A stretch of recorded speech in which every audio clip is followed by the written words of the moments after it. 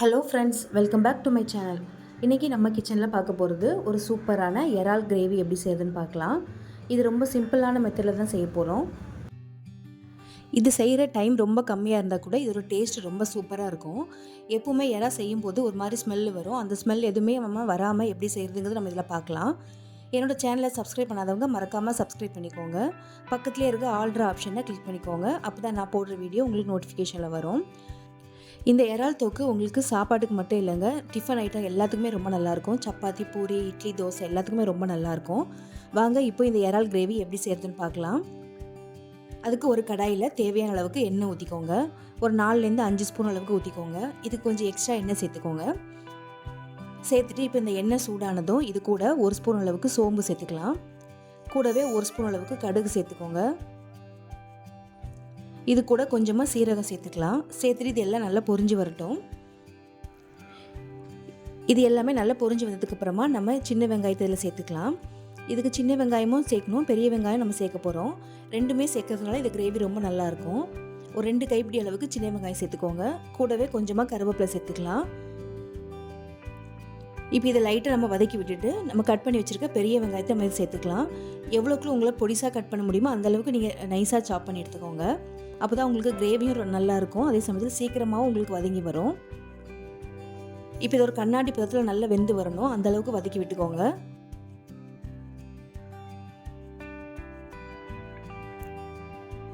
இப்போ பாருங்கள், ஒரு 2லேருந்து 3 நிமிஷம் ஆயிருக்கு. வெங்காயம் நமக்கு நல்லா வதங்கி வந்திருக்கு. இப்போ இது கூட இஞ்சி பூண்டு பேஸ்ட்டு சேர்த்துக்கோங்க. ஒரு 2 டேபிள் ஸ்பூன் அளவுக்கு சேர்த்துக்கோங்க. அப்போ தான் நம்மளுக்கு அந்த இறாவோட ஸ்மெல் வராமல் நல்லாயிருக்கும். இப்போ இதை லைட்டாக கலந்து விட்டுட்டு இப்போ நம்ம அரைச்சி வச்சுருக்க தக்காளி இதில் சேர்த்துக்கலாம். நான் அன்றைக்கி தக்காளி அரைச்சி தான் சேர்த்துருக்கேன். நீங்கள் சின்னதாக கட் பண்ணி கூட சேர்த்துக்கலாம். நான் ஒரு 3 தக்காளி பழத்தை இந்த மாதிரி நைஸாக அரைச்சி எடுத்து வச்சுருக்கேன். அதையும் சேர்த்துட்டு இப்போ எல்லாத்தையுமே நல்லா வதக்கி விட்டுக்கலாம். இப்போ நம்ம சேர்த்துருக்க தக்காளி, இஞ்சி பூண்டு பேஸ்ட்டு எல்லாத்தோட பச்சை வாசனையும் போகணும், நல்லா நமக்கு வெந்து வரணும். அதுக்காக நான் மூடி போட்டு ஒரு 2லேருந்து 3 நிமிஷம் நல்லா கொதிக்க விடுங்க.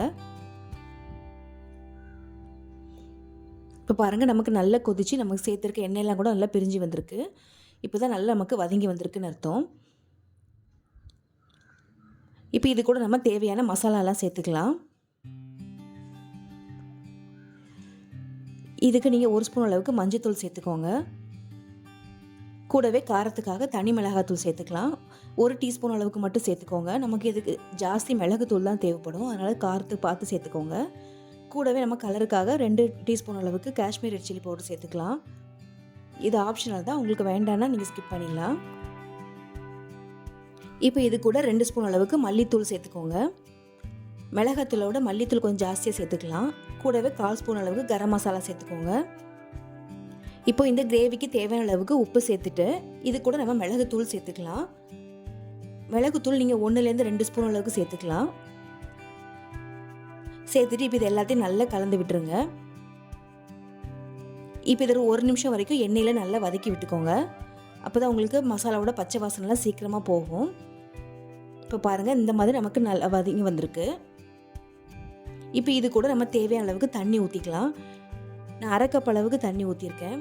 ஊற்றிட்டு இதை நல்லா கலந்து விட்டுட்டு இப்போ இதை நல்லா கொதிக்க விட போகிறோம். ஒரு 2 நிமிஷம் மட்டும் மூடி போட்டு கொதிக்க விட்டுக்கோங்க. அப்போ தான் நமக்கு அந்த மசாலாவோட பச்சை வாசனை எல்லாமே நமக்கு போகும். இப்போ பாருங்கள், ஒரு 2-3 நிமிஷம் ஆயிருக்கு. இப்போ நம்ம சேர்த்துருந்த மசாலாவும் நல்லா வதங்கி வந்திருக்கு. அதே சமயத்தில் எண்ணெய்லாம் நல்லா பிரிஞ்சு வந்திருக்கு. இப்போ இந்த சமயத்தில் நல்லா கலந்து விட்டுட்டு நம்ம க்ளீன் பண்ணி வச்சுருக்கிற இறாவை இதில் சேர்த்துக்கலாம். நீங்கள் இறா எப்போவுமே மஞ்சத்தூள் உப்பு போட்டு நல்லா வாஷ் பண்ணி எடுத்துக்கோங்க. அப்போ தான் ஸ்மெல் வராமல் இருக்கும். நான் அன்றைக்கி 1 கிலோ அளவுக்கு இறால் எடுத்திருக்கேன். இப்போ இதே நல்லா சேர்த்துட்டு நல்லா கலந்து விடுங்க. நீங்கள் இறாவை சேர்க்கும் போது டைரெக்டாக இந்த மாதிரியும் சேர்க்கலாம். இல்லைனா உப்பு, மஞ்சத்தூள், தனி மிளகாத்தூள் கொஞ்சம் போட்டுட்டு ஒரு 10லேருந்து 15 நிமிஷம் ஊற வச்சுட்டு கூட நம்ம சேர்த்துக்கலாம். அதுவும் ரொம்ப நல்லாயிருக்கும். இப்போ இது எல்லாத்தையும் நல்லா கலந்து விட்டுட்டு இப்போ இது கூட ஒரு 1/2 கப் அளவுக்கு தண்ணி சேர்த்துக்கோங்க. அதிகமாக தண்ணி சேர்த்துறாதீங்க. நம்ம ஏற்கனவே நம்ம இறால்னா கொஞ்சம் தண்ணி நமக்கு வரும், வெளியில் வேக வேக தண்ணி விடும். அதனால் தண்ணி கொஞ்சம் பார்த்து சேர்த்துக்கோங்க. சேர்த்துட்டு இதை ஒரு வாட்டி நல்லா கலந்து விட்டுட்டு உப்பு எல்லாம் செக் பண்ணிக்கோங்க. இதில் எனக்கு கொஞ்சம் உப்பு கம்மியாக இருந்தது, அதனால் கொஞ்சம் நான் சேர்த்துருக்கேன். உங்களுக்கு காரம் பத்தலை அப்படின்னா லாஸ்ட்டாக நீங்கள் இறக்கும் போது கூட மிளகுத்தூள் சேர்த்துக்கலாம். இப்போ நீங்கள் உப்பு போட்டு நல்லா கலந்து விட்டுட்டு ஒரு மூடி போட்டு ஒரு 4லேருந்து 5 நிமிஷம் அப்படியே விட்டுருங்க. நமக்கு ஒரு 4-5 நிமிஷத்துல நல்லா நமக்கு இறால் நல்லா வெந்து வந்துடும். ரொம்ப நேரமும் வேக விட்டுறாதீங்க. ரொம்ப நேரம் வெந்ததுன்னா ஒரு ரப்பர் மாதிரி ஆகிடும். இப்போ பாருங்கள், ஒரு 5 நிமிஷம் நல்லா நம்ம வேக விட்டுருக்கோம். இப்போ நல்லா நமக்கு சூப்பராக வெந்து வந்திருக்கு. இப்போ இந்த சமயத்தில் உங்களுக்கு காரம் தேவைப்பட்டுச்சுன்னா மிளகுத்தூள் சேர்த்துக்கோங்க. எனக்கு காரம் கரெக்டாக இருந்தது, அதனால் நான் சேர்க்கல. இப்போ லாஸ்ட்டாக இறக்கும் போது கொஞ்சமாக கொத்தமல்லி இலையும் கருவேப்பிலையும் சேர்த்துட்டு அடுப்பை ஆஃப் பண்ணிவிடுங்க. அவ்வளோதாங்க, நம்மளோட சூப்பரான எறா கிரேவி ரொம்ப ஈஸியாகவே நம்ம செஞ்சாச்சு இன்றைக்கி. இந்த கிரேவி கண்டிப்பாக எல்லாருமே நம்ம ஈஸியாக செஞ்சு பார்க்கலாம். பிகினர்ஸ் கூட ரொம்ப ஈஸியாக இருக்கும் இது செய்கிறதுக்கு. இதே மாதிரி ரொம்ப ஈஸியாக குயிக்காக செய்கிற மாதிரி நிறைய ரெசிபி நம்மளோட சேனலில் இருக்குது. மறக்காமல் அதையும் போய் செக் பண்ணி பாருங்கள். என்னோட வீடியோ உங்களுக்கு பிடிச்சதுன்னா மறக்காமல் லைக் பண்ணி ஷேர் பண்ணுங்கள். தேங்க்ஸ் ஃபார் வாட்சிங்.